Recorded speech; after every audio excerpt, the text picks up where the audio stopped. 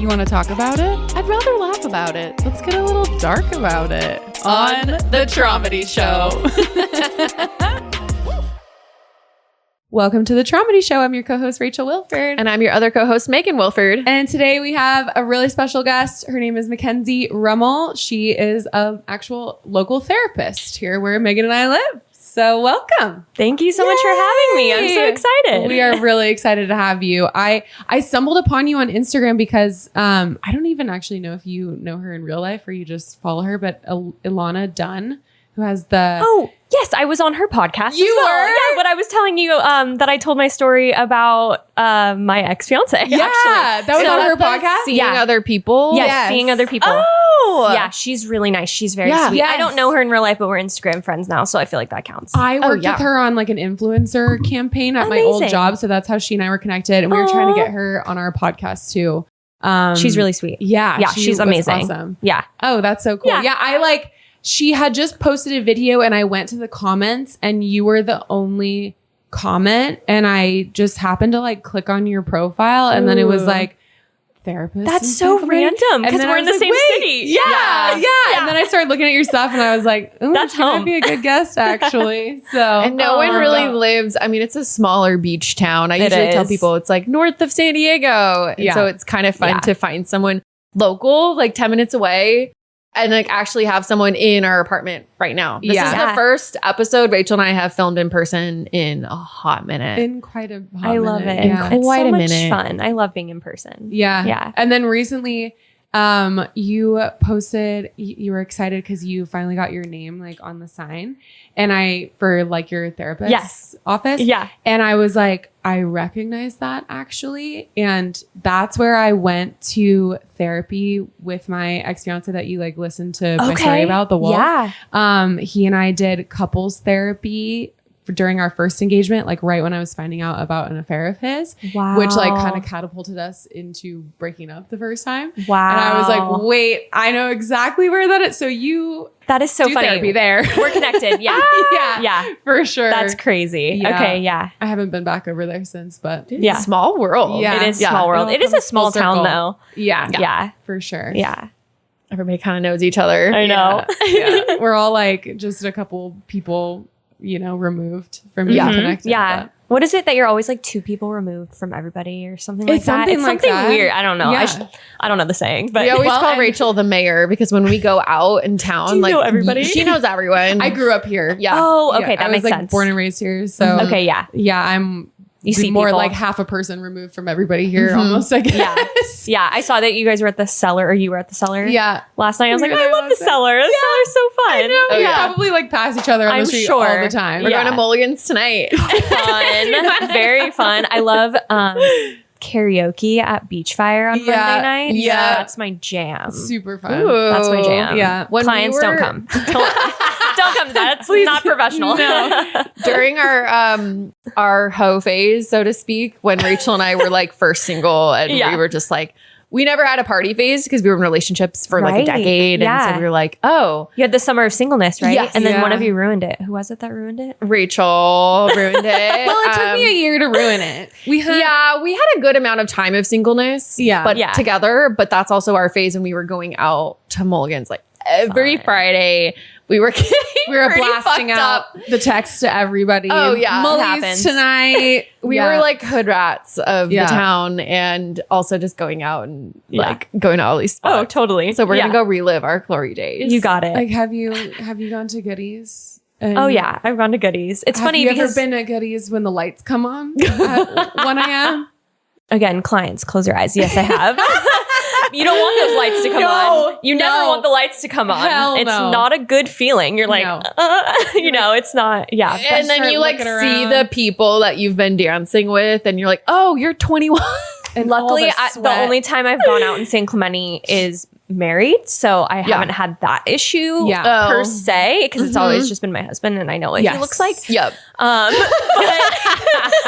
we have been in there when the lights come on. And we're like, oh my goodness, we It's need to go jarring. home now. Yeah. Yeah, it's jarring. Yes. Yeah, But It's a rite of passage, honestly. Yeah. So I'm glad that you've Same with Oli's. Have you guys done the Oli? Yeah. There's a guy in there that's always selling mushrooms in the form of chocolate. That may or may not be my cousin. So. Is his name Matt? No. Him Mushroom Matt. No, not Mushroom Matt. Woo! All right. Oh my We're God. good. Yeah. Funny little San Clementiisms. It's small. I love it. My cousin lives here. My cousin lives here. You guys are cousins. Oh my God, so does mine. It's like That's the so spider crazy. meme where it's like. I Also, love Rachel just got a golf cart, so she's like truly like San You are Clemente. truly a San Clemente native. We're gonna golf Wow. cart tonight to Milwaukee. As you should. Yeah. As you absolutely should. I As love it's within that. our right. I've lived here forever, but never had a golf cart because That's my parents amazing. live. I shouldn't be saying this. My parents live Somewhere, like out that where way. my parents live. We're like, oh fuck it, we've already doxed Yeah. ourselves. Shit. Anyone We're in a who small beach town. investigated at all could find out we live in San Clemente. It's true. It's not. I know. I won't One get my Google parents' away. address, It's but really. Yeah. they've always lived at the very tippy top of Okay. a hill here. Yes. So they like looked into getting a golf cart one time when we were growing up, and they're like, it's not going to make it up this hill.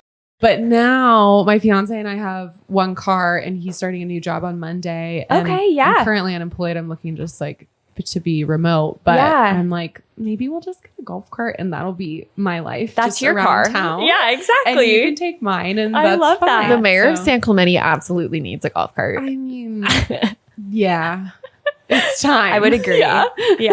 My I husband. should get a custom like vanity plate. That's, Yeah. like, Mayor, SC mayor or SC something. mayor. And it's like a 4-seater. So me and my boyfriend and her and her that's fiance so are going to drive around perfect. tonight. It's Just like, whip it. You're like, we're very cool. yeah. Yes. I love it so much. We want to do that when we downsize the car situation. Yeah. Because both of our cars are like paid for and they're like old. yes. Nice. So we're keeping them because they still run. But Right. like one of them's going to die at some point. Yeah. Yeah. And then we're going to need like a kid vehicle. So I'm like, let's just have one vehicle and then Yeah. have a golf cart. Yeah. Or like maybe like 2 electric bikes. Like, I don't know. Like Yeah. in this town, you can do that. Yeah. So I really want to do that. especially where you live in downtown. know. It's so convenient. It's and like really getting convenient. to the beach And Ralph's is right there. It's like, it's really all you need. it's fun. Yeah. I highly recommend the golf cart. Yeah. Okay. Good to know. I've only been living it for a few weeks, but Yeah, it's been but fun. still. Yeah. And remind me, what kind of therapist are you? Like, what do you specialize So I in? specialize in relationships. So Okay. typically I'll see couples or I'll see individual women is like my typical, just to be honest. But I do premarital counseling. I'll do couples therapy. And then I also just work with people on breakups, divorce, anything like that. That's kind of like my bread and butter. But Ours too. yeah, I know. It's like perfect. Yeah. And I also do EMDR. So I do trauma I therapy. love you. And then I also specialize in eating disorders. So I kind Okay. of have a little sprinkle of like those 3. She's got but- range. Yeah. But like, it's funny because I do and I don't because I feel like all my clients could be friends. It's very interesting. Obviously, you know, different people. There's Yeah. different people, but I always have at least 2 at a time where I'm like, you guys really need to meet because Oh, you live like down the street from each other. You guys have the same Shoot. issues. Like, and I Dang. can't, I mean, I would have to like make a group and be like, you should join the group. But Yeah. Right. I have like 3 girlies right now that love hockey. Like, Oh. love hockey, so into hockey. I'm not even kidding. Like, yeah. Twitter, random. like like committed. And I'm like, you guys need to form a friend group because you Yeah. all see the same therapist. You all love hockey. Yeah. Like, it's so odd. I like have these like weird little niches of like Matchmaking people. Yeah. friends. Yeah. I know. I wish I could be. It'd be so fun. Like I'm sure Bumble that's like a BFF. violation or whatever. To a be little bit. It's yeah. like HIPAA. Right. Yeah. Yeah. Yeah. But You need like a HIPAA compliant Bumble BFF for your therapy I clients. know, right? I'm like, there's only like 15 of you, but still. That cute does that you're say thinking about something that, though. though. Like if you and another person are going to the same therapist, like I don't know. I feel like Yeah. And you get along. It's like, Yeah. okay, obviously you have a similar personality because yeah, honestly, therapy, like the number one indicator that it works is like the therapeutic relationship. It's not about my trainings. It's like we all receive the same 3 master's degrees, you know, but we come with our own unique like experiences and personalities. And I think that's what creates such a special relationship where you can actually get work done. I always like to tell clients that too on like a consult. I'm like, if you don't like me, do not make a session. Like, do not book a Yeah. session. For Because sure. like, don't feel obligated. Like, you should feel really comfortable with your therapist and like really confident in your relationship so that you can actually get the work done that you need to. Yeah. So yeah, yeah. for sure. Yeah. that's why it was so hard to break up with my therapist yesterday because Oh, I I know. just really like week. Yeah. I was like, if this was free, I would talk to you every week for the rest of my life. Totally.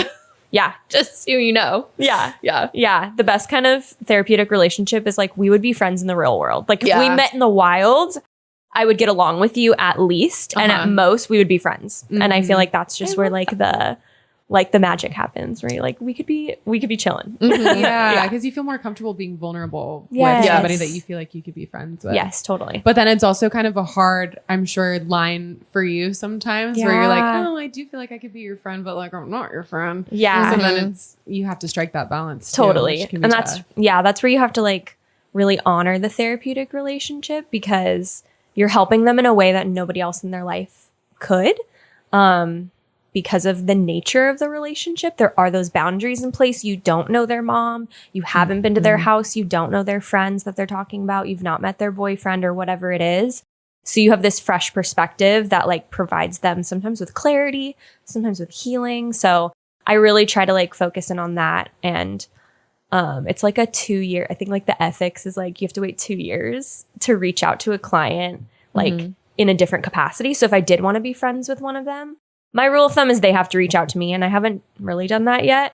But we joke about it all the time. I'm like, oh, 2 years is gonna come quick. Like it's gonna be so fun. But I've had a client. Like I had a client recently this year. She quit therapy, and then she texted me, and she was like, as much as I would like to be friends in 2 years from now, I really need a session. And I'm like, that's why the 2-year thing is in place because I knew everything she was gonna come in for, and she could just come in for like a one session type of deal because I already know everything and she could just kind of get that, you know, help that she needed in that moment. But because we didn't cross that boundary or I didn't break that ethic of like, yeah, let's go get coffee. Like, she still had that safe place. So I remind myself of that, of like, it is a really special relationship to have like the client therapist relationship because nobody else gets that. Like it's just you and them. So yeah, I try to keep that in mind when I'm like, oh, I really want to be your friend.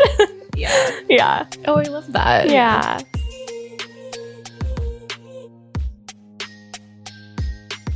Well, you are here today to talk about, sounds like you've been through a lot of relationships. You're currently married. You also have an ex-fiance like Rachel, which we just talked about. But you also came to us saying that you have a friendship breakup that you were interested in talking about, which is, I think, a great topic and honestly can be so much more devastating sometimes than like a relationship breakup. So I'm glad we haven't touched this topic yet on the podcast. Ooh, I love it. So we'd love to kind of dive in with that story. Okay. Yeah. And we'll just go where the conversation takes us. Totally. So I feel like this is something that we've all dealt with. Oh, yeah. Yeah. Especially as you get older. I think that's like part of what I want to talk about too, is like the hindsight is so 2020 when you're like in your 30s. It's so different than when you're like young 20s. You think, oh, my friends from high school and college are like my only friends. And like, I'm never going to meet anybody else that I'm going to like vibe with like this. Yeah. And then you hit 30 and you like make a new best friend out of nowhere. And you're like, you're going to meet people your whole life that you vibe with. So yeah. Well, I haven't talked about this publicly, really. I've only talked to people in my personal life about it. So this is my first time really sharing, even on social media. Like I have not posted about it. And that is partially because obviously I want to be respectful and I will be respectful in this conversation about it. But I think it's a really important thing to discuss just because it did hurt a lot. And kind of like what you were saying, like sometimes a little bit more than a breakup because it's confusing and there's so many years there and they've even maybe helped you through breakups and know all this history about you. And yeah, for me, it was actually my maid of honor at my wedding. So, and it happened right after the wedding, which to be honest is a little telling of the relationship. Yeah. But yeah, it was really tough. So without naming any name, I'll call her Brittany. Okay. We'll just go from there. We had been friends for a long time. We had met through a mutual friend in college, but we were pretty young, like 18. So by the time I got married, I was 25. So we had been friends for like 7 years. And it wasn't like I wouldn't say on and off friendship. I would say a friendship that was healthy in the sense of like, she went off to college far away and I was here in California and like, we didn't see each other a ton until, we kind of graduated and we both like landed, we were both in California, both Southern California. So we started hanging out more. And I always had this feeling with the friendship that it felt a little overwhelming. the way she communicated or her needs in the relationship. It was always very different from me, but that always made it really different than my other friendships too. So it was kind of fun. The energy was kind of attractive. Yeah. So the energy was really attractive. And I think I kind of got roped into that against my better judgment. I remember even telling other friends about her because she wasn't in my like college friend group. She was kind of separate from everybody else. We didn't really have any other friends that were included in our friendship. It was just kind of like, I knew her from this era of my life, and then I had my college friends. So when I would tell my college friends about her, I would say jokingly and at the time very lovingly that she was my high maintenance friend. Just because a lot of texting, a lot of like, hi, how are you? Oh my gosh, you're not texting me back. I love you. Do you still love me? Like a lot of that. But it was all like fine. It was all like, I say fine. I think at the time I was making excuses for it and thinking that I could handle that kind of friendship, and I maybe didn't handle it very well. Would you describe like her personality? Like, was she chaotic or kind of messy or chaotic energy for sure? Yeah, which is very different from me. But again, that was like that opposites attract, right? Yeah. And because we had a lot of history, and I think because we knew each other very young, it was like some of our deepest heartbreaks, like we leaned on each other for that. And some of our most confusing times, her getting engaged and me getting engaged and me breaking up with my ex and then getting engaged again. Like she was there for all of that. So I think the longevity, that's some glue that does hold you together. If other things don't hold you together, sometimes longevity is like, the thing that keeps it going. So as I kind of moved into the season of getting married to my current husband, she really took the initiative of like, when we got engaged, like she contacted his mom and like helped with the engagement party and like was really kind in that way and really got me present and like just was like so excited for me and just everything you would hope for in a friend. And because she was so removed from my like friend group, I was like, well, she's perfect to be my maid of honor because then this friend group won't be hurt of like who I maybe would pick. The dynamics. Yeah, the dynamics. A bachelorette group it was maid really of honor hard. Group. Yeah. It's a whole thing. It's a whole thing, right? I feel like that needs to be talked about just like separately. Yeah, honestly. It's so weird. I'm sure you guys could get horror stories from bachelorette parties. Oh, yeah. Yeah. You're looking my at own. Oh, no. That's when we like discovered the start of all of her ex-fiance's affairs and whatnot was at her bachelorette. I left and 7 hours later he was trying to cheat on me, and he already had been and I didn't know. Gosh. But yeah. Wow. My best friend got screenshots of him trying to message another girl and get together while we were gone, and then it just opened the floodgates. Yeah. So yes, my own. So yes, totally. But the rest of it was awesome with all our friends and stuff. Yeah, but for sure. Yeah, there's so much a lot there. of psychology behind all the bachelor, bachelorette, bridesmaids, grooms, all the things. Yeah. The expectations and the I don't want to hurt this person's feelings, but he has 7 and I don't have that many friends, but I need it's hard. Pressure all around. Too much sometimes. Like it shouldn't be that difficult, but it just is, and it's just one of those like, I don't know. Yeah, like, you got to just like kind of go with the flow and see how it pans out. Yeah. It's interesting. Like weddings are like, okay, this is about you and me, and then it oftentimes just becomes about like everybody else. But also not. It's about you and me, but also our closest friends and our family and a party and not hurting anyone's feelings. Yes, and expectations and details and all these things. Yeah. It can turn messy really quick. It's a lot. I'm sure it'll be a whole episode. Rachel's getting married in April, so I'm sure you're going to talk a lot about weddings this season. Yeah, for sure. Yeah. Anyway, side note. So she makes sense that you would have her be the maid of honor because you don't want to hurt the feelings in the rest of the friend group. Totally. And, she's and taking initiative. My sisters are older, so they were all teenagers when I was born. So none of them were my bridesmaids. Okay. They all kind of were like, we don't need to do that. A few of them came to my bachelorette party. And that was super fun. And they were like involved, but they weren't my bridesmaids because they're all like 45 and like have teenage children. Okay. Wow. So I'm very removed from them, but still very close with them, especially in this season of life. But so it was like, I didn't have like one sister to pick. I think looking back, I wish that I had picked my now sister-in-law just because family does feel so important. And it feels like at the end of the day, you guys probably know, it's like family is like who's there for you. Friends come and go. Seasons change. You go through times of like talking to someone a lot and hanging out and living in the same city to them moving across country. You know what I mean? Yeah. So I feel like, hindsight's always 20/20. I would have chosen her. But yeah, so I chose this friend to be my maid of honor. And she, again, was so supportive, so sweet. Like, really don't have anything negative to say about that process in general, other than looking back, it seemed like she kind of did it on purpose. Like, she kind of positioned herself like that intentionally.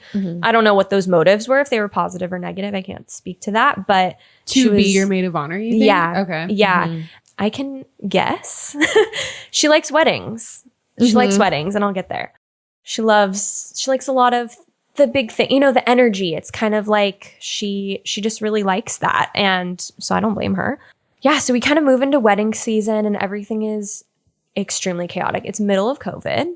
So we can't hang out a lot. We can't, if one person has like the mildest cough, it's like, nope, can't hang out. It's like, it was just so weird back then. So I was also working a job that wasn't therapy. I wasn't stepping into that yet. I was working in mental health. I was working for a treatment center, but I was doing like back end, like insurance work, and it was horrendous. Like, absolutely, like so much work, like ridiculous. I was working my butt off, planning a wedding, trying to figure out where we're going to move. At the same time, my stepdad was going through kidney failure and he was getting a transplant. Like, it was just a lot of stuff right before the wedding. And we also got engaged really fast. So we got engaged in 8 months and then we got married within 8 months. So we literally... Isn't that kind of what... Yeah, we got engaged in 9 months. Yeah. And then when we're getting married a year later? Yeah. 11 months later? Yeah. Yeah. So very similar timeline. It's just, it's a lot to plan a wedding in that time. For sure. You can do it. And I think the cadence of it is actually what venues like. They kind of like things like a year out. But it was still a lot. And I then started becoming a therapist during that time. So in 2021, 7:30 a.m. to probably 6 p.m. is what I was working. Terrible. So I was working that job. And then I would like hop out of that job, see one client like at night, and still trying to do all these things. So I was like very overwhelmed. Yeah. It was a really rough, I would say, even like mental health wise, like I wasn't going through any kind of crisis like I did when I was with my ex and kind of going through that breakup of like breaking off the engagement. That was rough in general, obviously. This was more just like, this is a lot of life transition. And the only thing I could hold on to was like, okay, at least like my family and my friends get it. And they understand that I'm in a rough, tough position. So, well, at least I thought so. And so I had my bachelorette party and that went, I would say, relatively well. It was hard to schedule. There were a lot of birthdays and things like in that month. And then we ended up picking a weekend that I didn't really even want because that was the weekend we got our apartment in San Clemente.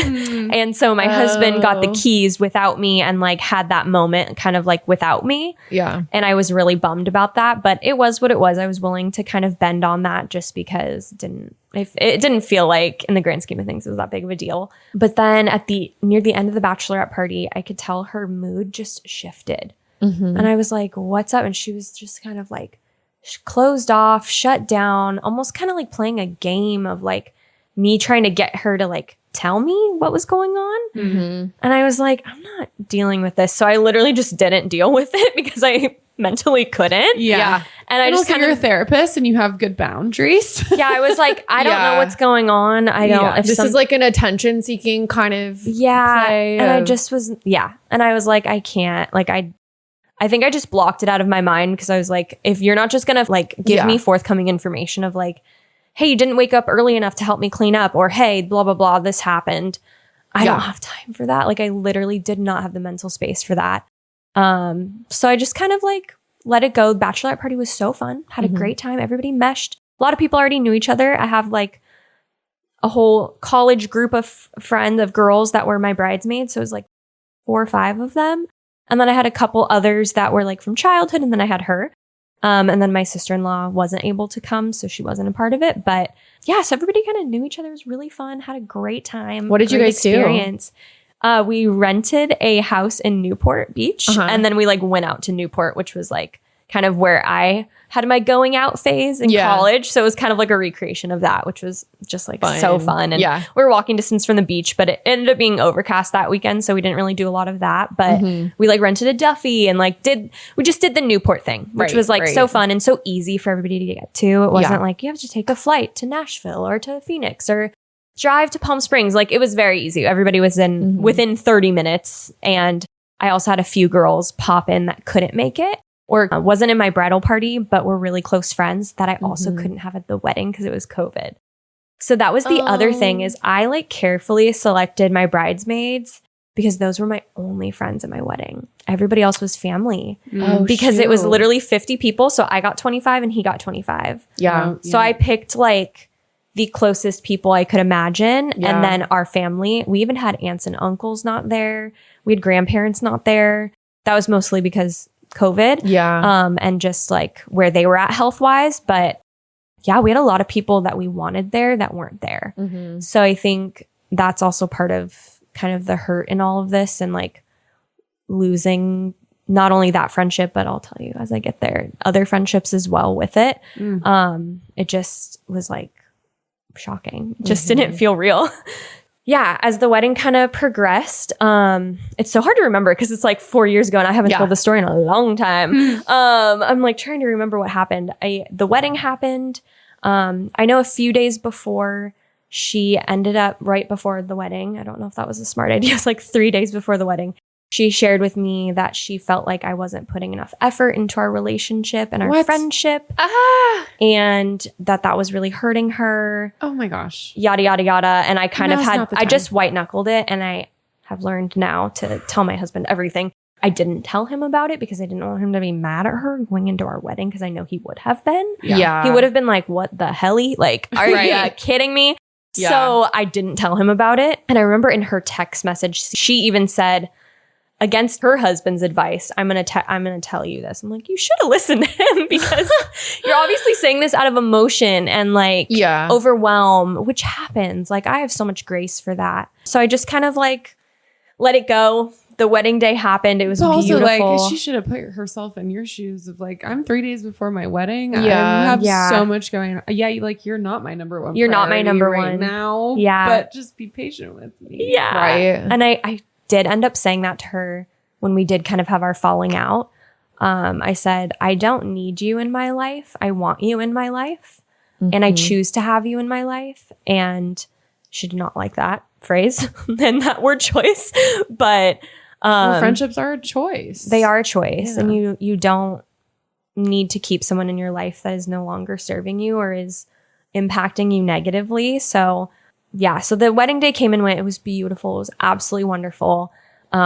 She even helped me with the morning of, she heard my vows before my husband did because I needed to get through it without bawling my actual eyes out. So I said them to her, like just very, a lot of emotional closeness and a lot of tenderness and a lot of vulnerability there in that friendship. And I really did not see what was about to happen coming. So everything went beautifully on that day. We had a wonderful honeymoon. It was like 2 weeks in Hawaii. Like we were like, peace out. Like we were gone. Yeah. I came back and quit that job that I hated. Like I was on cloud nine. I was like, my life cannot be this upsetting when I'm this happy. Like you have that high of your wedding and you're like, life is too dang short to like work a 50-hour-a-week job that I hate. Like I'm just not doing it. So I quit. And my husband was like, yeah, quit. Like quit and just do therapy. And I was like, yeah, I'm ready. So I did that. And I ended up getting a therapy job that I really liked. And then I did private practice. But yeah, a couple weeks kind of came and went. And I tried to hang out with her a few times. We did have brunch planned at one point. And she bailed last minute. Her and her husband did, which, that happens. Life happens. They came over to our house for like 5 minutes. And she proceeded to tell me like the next 5 weeks are so busy for me. Like we're going here, we're going here, we're going here. So I didn't really reach out to hang out because she was like, I'm so busy. Yeah. We still stayed in contact. We were definitely texting and whatnot. And And then kind of out of nowhere, I see that she is like hanging out with my friends from my bridal party. Oh, what? And I was like, cute, love that you guys have become friends. Like, I'm not against that. That's like awesome. If you guys all mesh, I love that so much. So I just texted her and was like, hey, can I come to like what you posted? Yeah. Or I was like, why didn't you invite like me and my husband? Like, we would have totally loved to come. And because she didn't know them until like your wedding, basically. Oh, and then they all started hanging out without you. Oh, okay. And then posting about it on Instagram is like very ouchy. And she didn't just like post about it. She posted like, it was like an Evite where it was like Taco Tuesday. And it was like invite only. And I was like, hi, can I be invited? Like, I essentially was like not mad at first. I was like, oh my gosh, can we come? Like, that sounds like so much fun. Yeah. And she was like, honestly, we don't see each other, so I just didn't think of you. And I was like, that's my friend, though. Like, what do you mean you didn't think of me? You met her through my wedding. And so I was like, this is weird. And so I was like, can we talk on the phone? Because like, I don't want to text about this. So we talked on the phone. And basically through my perspective, and again, this is years ago, so I'm trying to like remember all the details, but the gist of it was like, she was like, we don't hang out a lot, so I'm not going to like reach out to like try to do that. And I was like, well, we live in the same city now. And like, the wedding's over. Like, I'm free. Like, let's do like a walk once a week. Like, let's do like Sunday morning walk, like you and me at the beach. And she was like, that's too much. Like, and it was just weird. It was just like, okay. So we ended the conversation with no like path of moving forward. Yeah, no like, resolution and no like, I love you so much. You're my best friend. Like, I want to make this like season of life like closer with you. She was just the maid of honor in your wedding 2 weeks ago. What the hell? Yeah, okay. It was very confusing. So that was weird. And then she like proceeded to hang out with I didn't like go tell my college friend group or like a group text and be like, oh my gosh, this girl's being crazy. I didn't do that because I don't do that. Probably should have done that, to be quite honest, now looking back, because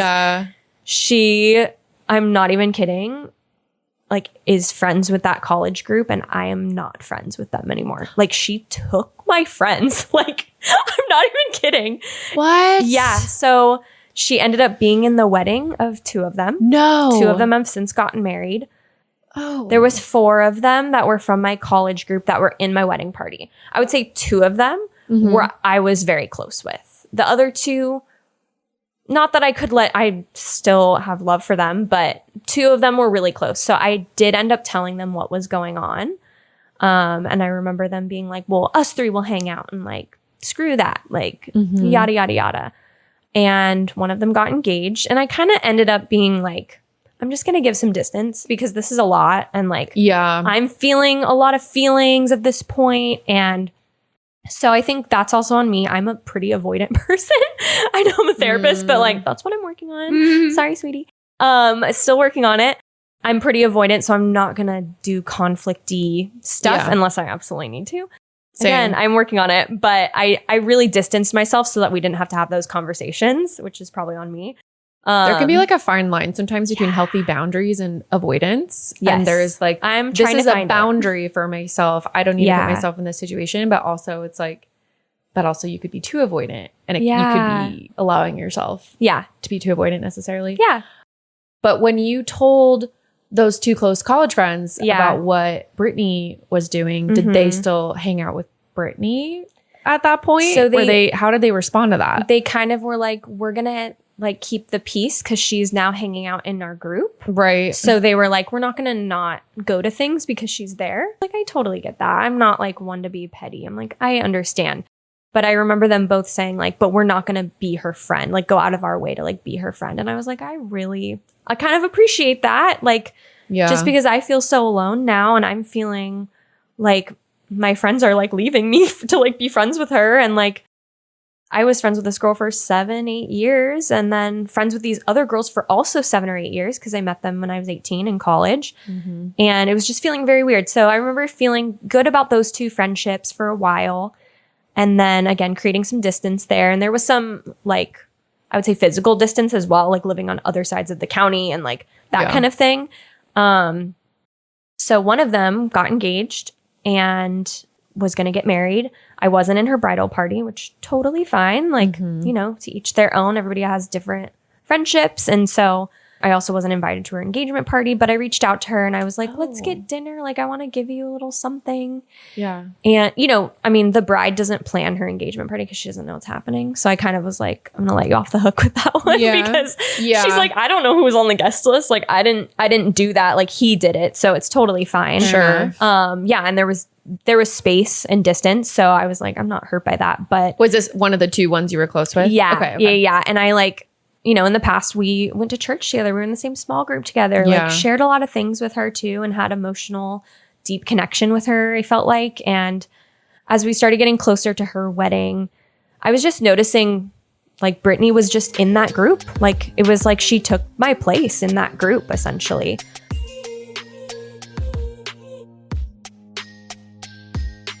This friend that I felt really close with, she was about to get married, but I had asked her out to dinner kind of, I would say like a month before the wedding, maybe 2 months.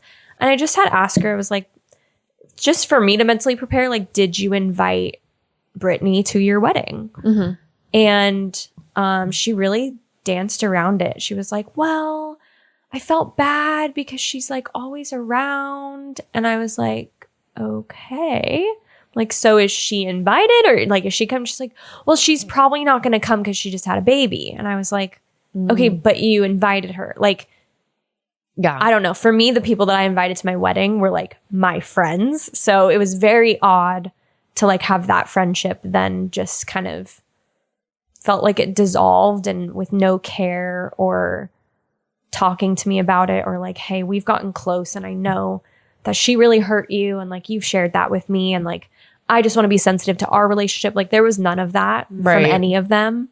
So I really just took myself out of the equation and was like, I'm not going to be friends with women that aren't going to be willing to like be on my team and like be on my side. And not that there was any sides or anything, but it really felt like a betrayal and it hurt a lot because it wasn't just that friend. It was then now they're all friends and they're all hanging out and they're all doing things together. And yeah, the two friends that I was really close with that I, you know, had shared with them what had happened, they ended up going on like a vacation together. Like they all went to Arizona together. Oh, they did? The three of them? Yeah, with like the boyfriends or husbands or and maybe some more people, I think. But I just remember seeing a photo and being like, wow, I know where you're at. You're at Brittany's family's house that they own in this other state. And I've been invited there before. And you guys are all there. I'm like, this is so icky. It just did not feel good. And there, again, I think it would feel different if there were conversations from that friend group with me about it. Yeah. But instead, it just was like, plug in. And she was in like 2 of their weddings again. And I saw her at showers. And I just ended up just kind of stepping away from the friend group because it just hurt so much. And it took me a while to feel like I could trust like female friendships again because it just felt like, okay, these were my girls that I chose to stand next to me on like the most important day of my life. And I chose to include them when I didn't invite like, again, aunts and uncles to this wedding. And it just, just felt like a complete betrayal of like respect and trust. And it felt like more of a loss than I could even explain because it was like, that was my group. And like, I still have friends. Don't get me, I don't have no friends. I have friends. But it's hard when it's like, that was kind of my group that we would like go hang out with. And like, you know, it was a group. So kind of lost that. And they're in all your wedding photos. They're in all my wedding photos. Yeah. Like that's a big day and a big memory. And you're like, wow, those people were like my most special people that I wanted there. Yeah, with the most special. Now I just don't even talk to them anymore. Yeah. Yeah. It was very weird. Especially when you and Brittany, it sounds like you never really had a conversation about like actually what her issue or like what the problem was. Like it seemed like it was just kind of it was all texting. So I didn't get super into it, but we ended up texting about it. And I kept asking her, come over, let's talk. Let's like sit face to face. Let's cry it out or something and like lay it all out there. And like for both of us to be like, you were being bridezilla, or you were being this, or I didn't like that 3 days before my wedding you did that. Like, I just wanted to lay it all out there, kind of like how you have to. Even in romantic relationships, like sometimes you need to just have the damn fight, because it's going to come out no matter what. You have to be so honest and talk about it, or else it's just going to build up. So I kept asking her to come over, and she wouldn't. She would not meet me in person. She would not talk to me on the phone. That's so sad. What? It was very weird. It was very odd. And I remember in the last text that she had sent me, she said something to the effect of like, I feel like you're blaming me for not wanting to meet in person. And I'm like, I'm asking you to come over literally right now. Come over today. Come over tomorrow. Like any day, anytime, like I'm here. I'm ready for it. And she did not want to have that kind of conversation. So I was like, damn, that's not going to work. Like if that was a guy that I was dating, I'd be like, bye. Like I guess we're breaking up, because like we have to talk about our issues if we're going to be in a close relationship. Right. So we ended up just ending the friendship over text.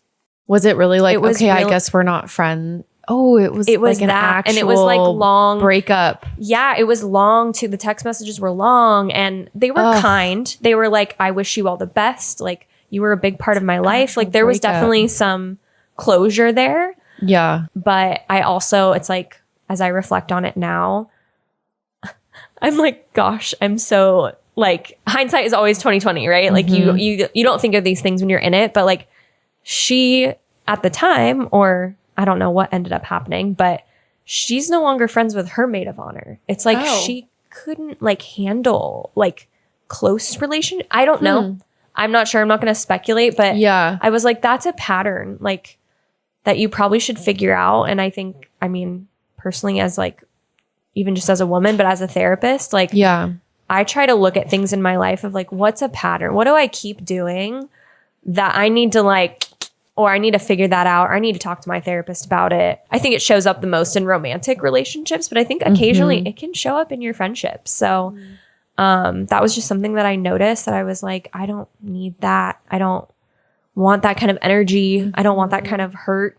And I was fine to let go of that friendship. But I think the real hurt and the betrayal was like that she was just kind of inserted into my college friend group. And then I no longer had those friendships. And again, I think part of that's on me. Like I was avoidant. I didn't reach out to them and say, hey, why are you hanging out with that girl that hurt me? Like that you met at my wedding. Like I never said that. Yeah. I'm not going to say it was 4 years ago. It's like, you know, done and over with at this point. But I think that was a learning lesson for me, that I think in the future, if that were to happen, I would just be like, hey, can we hop on a call? Like, can we FaceTime and like chat about this? Like, I'm feeling really hurt about something. I think that's what I would have done differently in this situation. If I could go back and do it again, I may have salvaged some of those relationships, or maybe I could have had vulnerable conversations with some of those girls. And you had already been so rejected by Brittany, though. Like you had tried to talk. So you probably were just like, I was so dead. I was dead emotionally. Shut down. Yeah. I'm not gonna do this again. Like maybe you guys can show me if you want the relationship. And they didn't. They didn't. Yeah. Yeah. And one of them, the one that I had dinner with, that I asked her about with her wedding, we recently messaged on Instagram. So I was like, I don't know, maybe this is an opening for me to text her and just be like, I've been thinking about you, and like I care about you as a friend, and even though we're not close, like I still love you. And like, and my husband was like, if you feel like that's the right thing to do, like go for it. Like you know, we're only on this earth once. Like I think life is too short to like hold resentment or like be so have such a big ego that you can't reach out and just say, I'm sorry, can we put that behind us? Or, you know, if there's any part on my side that I could have done better, like, let's talk about it. Like, I feel like that's also such a vulnerable and emotionally intelligent thing to do. Yeah. So that's kind of what happened. And yeah, I just learned a lot from it, and learned a lot in friendships. And I think the biggest takeaway that I learned is, I think, being 25 and like losing an entire friend group, it felt like the end of the world. Like I felt like I'm so alone. Something's obviously wrong with me. Nobody wants to be my friend. Why am I a therapist? Because obviously you can't handle hard things, or people don't want to be around you. Who's going to pick you to be a therapist? Like I went through all of it. And I think coming out the other side and being like, no, it's okay. Friendships end. Like this happens. This is just part of life. And as I just even talk to women that are older, like even my sisters or my mom, like everybody has a story, not maybe similar to this, but has something like this where it's like, yeah, she was present when you were born and now I don't even know where she lives. I'm not friends with half my original bridesmaids. Yeah. When I got married. Right. Like 8 years ago. Right. 10, I don't even know. But it's like same. It is just kind of. It is what it is. Yeah. It is unfortunate that it happened that way, especially with the feeling like replaced and you had this whole group. But like, yeah, I had a whole group of friends in Seattle that I'm not friends with anymore. Like they kind of chose my ex. And I feel like it's a lesson of, if you going back, you saying like, maybe I wish I wasn't as avoidant and I had done some more outreach or try to have those hard conversations. And like, yes, but also you were doing the best you could with what you had at the time. Yeah. And it's like finding that fine line between boundaries and avoidance. Yeah. And it sounds like maybe things would have gone differently if you had done more outreach to those other friends, but they also didn't reach out to you. Mm-hmm. And I'm sure now you have a lot of close friends like in your life that you didn't even know a few years ago. Yeah. Yeah. Yeah. I met one of my closest friends like a year ago. She's also a therapist in the area. And her and I we connected over Instagram and she's like, I'm a therapist.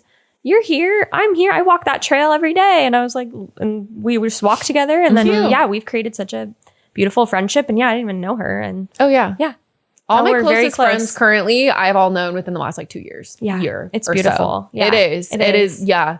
I had a thought about your friend who was the bridesmaid who was like, you're not giving me enough. It made me think of giving our friendships and our friends a little bit more grace. Yeah. And sometimes I think as female friends, we are so like, female friendship is so important. And that's true. Yeah. But you can't expect your best friend to be your everything and to be your like, like in a relationship too, like in any relationship, in a partner and a best friend. And if I was like, Rachel is, well, you are my everything. But but at the same time, I was like, excuse me. I know. But if I were like, you haven't given me enough attention if you're having a crisis or when you got laid off or when you're in Europe or when you're like, I'm not expecting you to be there 24/7.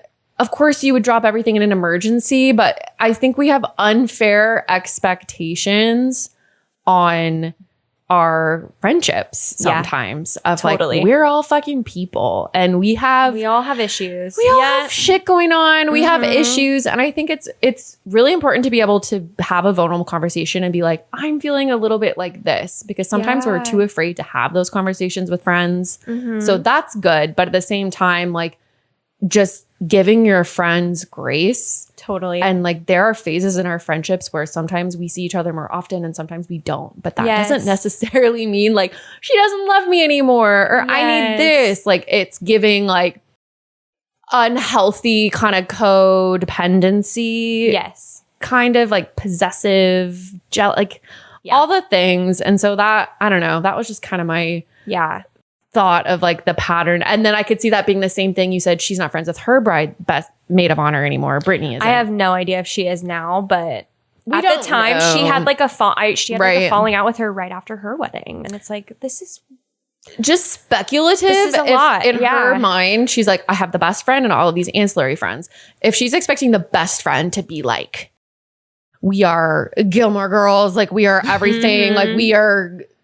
You will be texting me constantly every single thought and not giving them grace in seasons of life and moments where you can't always be there for you 24/7. I could see that being sometimes an unhealthy pattern that we do as women. Yeah. Well, and the transition too of like, I went from being single to then dating my husband quickly, being engaged quickly, and then getting married quickly.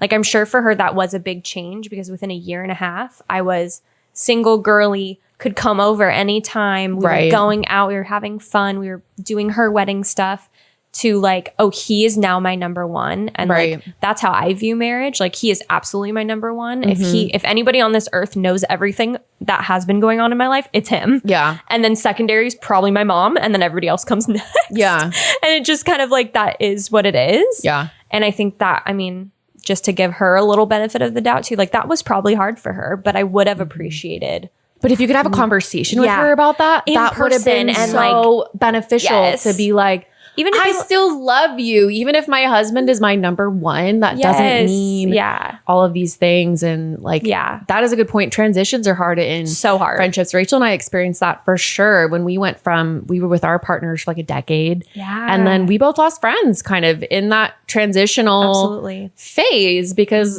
it's just not every person's meant to be along for the long haul. And sometimes friends can't handle the transition, but communication where you can seems like it's important. It's just key. I feel like it's key for romantic relationships and it's key for friendships. And obviously they're very different, but also not. Like something's bothering you, let's chat about it. Yeah.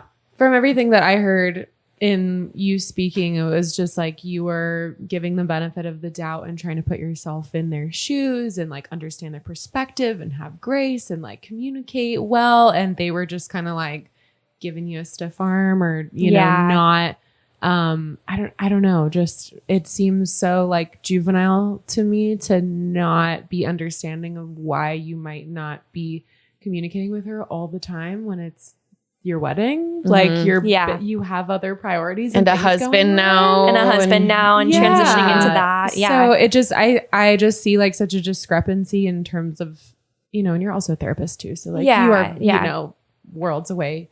But I think just a big discrepancy in like emotional maturity too. Yeah, it felt like that.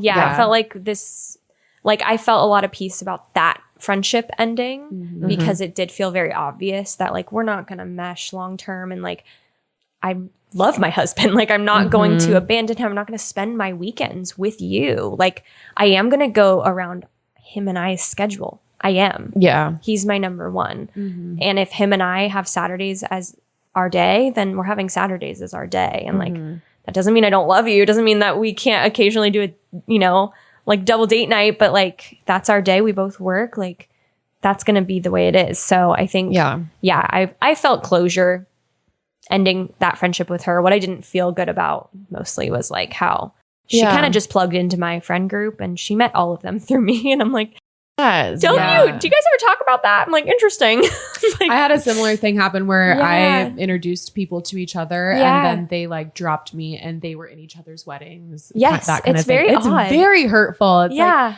oh, you guys only know each other because of me. You're like my childhood friends. And now like, okay, I guess like fuck me then. I don't know. It sucks. It's I felt that way for a while. I feel Yeah. very removed from it now, which is kind of why I wanted to talk about it because I feel like I can talk about it without emotion or without like breaking down crying or like any of the like, you know, I think all the things I've worked through of like, how dare she? Like, I don't have any of those feelings anymore. It's more just like, okay, what can I learn from this? What can I take from it? And how can I pass that on to like other women that maybe have struggled with the same thing? Or even girls in their young 20s that like, you will maybe struggle with this in your wedding. If you haven't yet, it's probably going to happen. Again, the more I talk with older women, they're like, oh yeah, I have a friend like that. But I don't even know her anymore. I'm like, at 22, I would have never fathomed. I would have been like, we're going to be best friends forever. And like, it's so like romanticized, but like, that mirrors romantic relationships too. Like we think, oh yeah, this is my person forever. And then it's like, nah, girl, like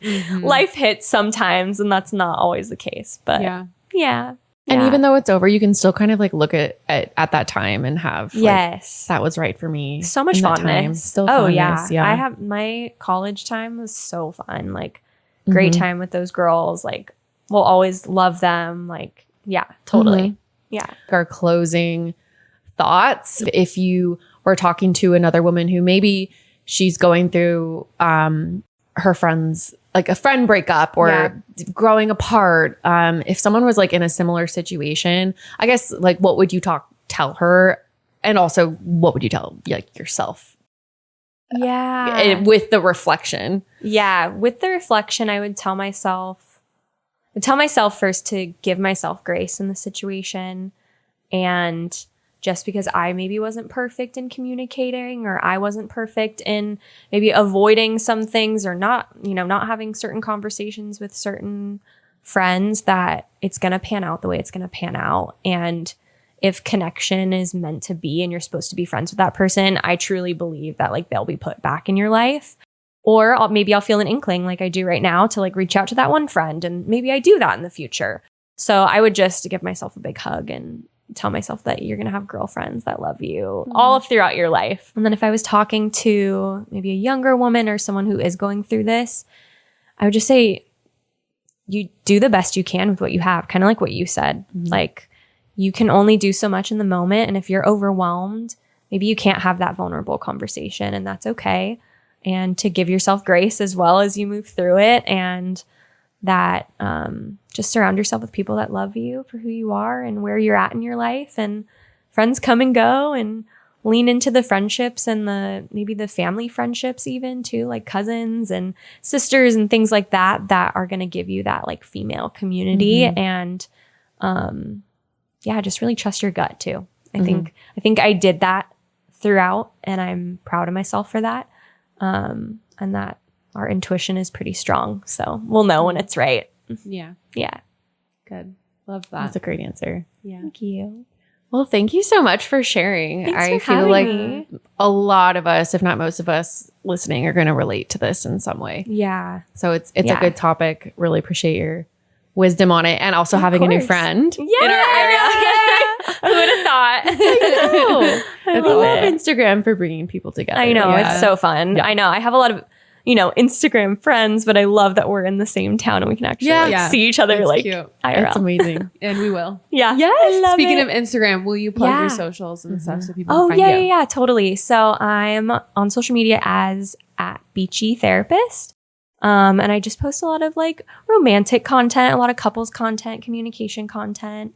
Sometimes I dabble like in the mental health, but I keep it pretty lovey-dovey and fun over there with resolving conflict and communication stuff. And then you can also find me if you did want to do therapy. I provide therapy for individuals in California. So I can see anybody virtually. So if you're in the state of California and you're interested in therapy, you can visit the link in my bio there and we can set up a free consult. Yeah, I love that. Thank you so much. Thank you for joining. Yeah, thank you for having me. Don't forget to follow us on Instagram and TikTok and YouTube at the.traumedy.show, and rate, review, and subscribe anywhere you listen to podcasts. It really helps us, and it helps this episode reach people who really need to hear it. Oh, Thank you so much. Yay. Thank you. Bye. bye.